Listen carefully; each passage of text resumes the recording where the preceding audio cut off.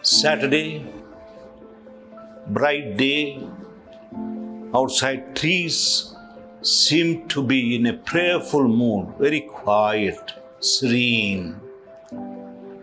Let me pose to you a few ordinary questions. These queries are about our deepest desires.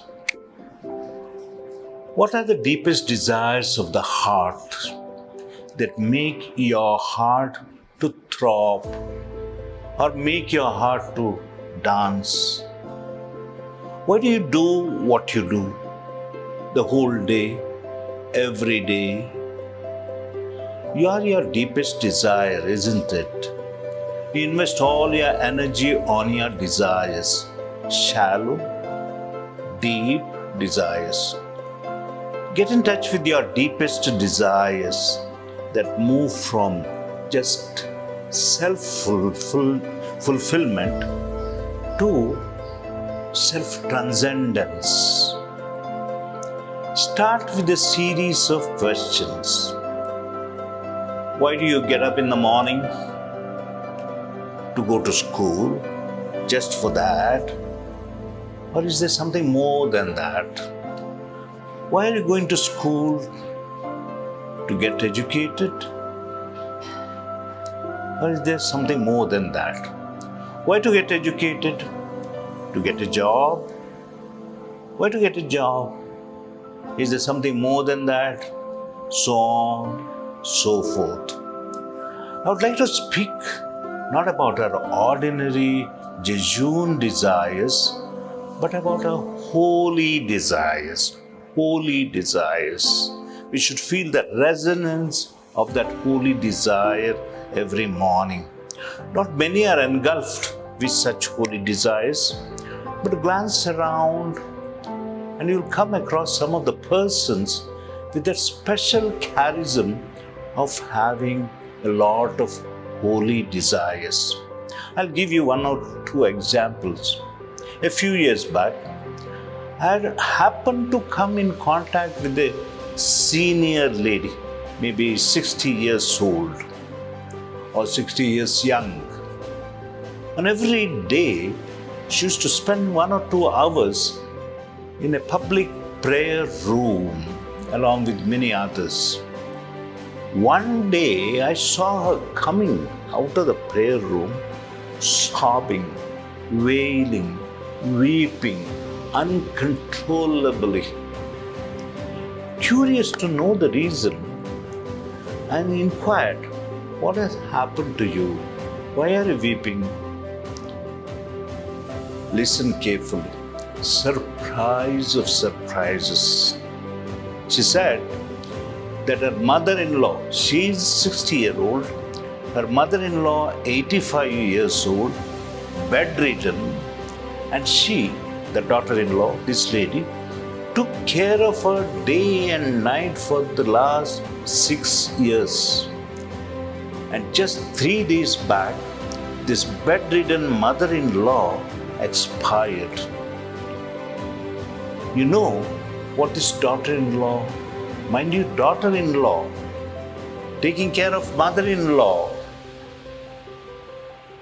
She used to pray not only consistently, but insistently to God that let her mother-in-law be alive at least for 5 years more, till her 90s, so that she gets a chance, an opportunity to take care of her mother-in-law, asking God, insisting that give her more life, at least 5-6 years more, so that I can take care of my mother-in-law. And she said, see what God has done and let me down. God has let me down.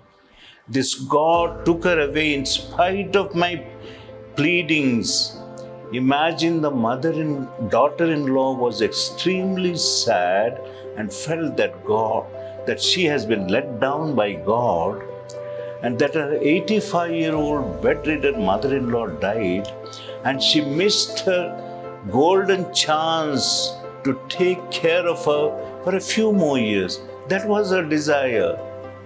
Would you believe that such noble divine things happen? Such holy desires sprout and found in people of goodwill? Take another example of having a holy desire. This is the life decision of one of the greatest sages I have come across in my life, the most admired person in my life. He hailed from a place called Kudumul, near Kasaragod, the northernmost tip of the state of Kerala. He was born in 1859. His name is Kudumul Rangarao, a Brahmin and legal advocate by profession. He was influenced by the noble teachings of Gautama Buddha and Basavanna. He established many schools and hostels exclusively for the Dalit boys and girls discarded by the society, the so-called untouchables for the so-called higher caste, and also ashrams for helpless widows. He freed Dalit bonded laborers from the shackles of the high caste landlords. His own people almost expelled him from their society because he worked for untouchables. Do you know what his one great holy desire was? Listen to this. You'll be surprised to listen to these holy desires of this great sage. Enthralling, I must say. His desire was that the Dalit children educated by him, after being educated, should get a government job and should drive their own cars on the streets of Mangalore, while he would be standing on the footpath. His students, Badajao, have a car, will drive the car, he'll be on the footpath, and the dust raised and strewn from the tires of their cars should come and fall into his eyes. And tears should flow from his eyes because of that dust. This holy desire of his is inscribed on the tombstone of this saintly man.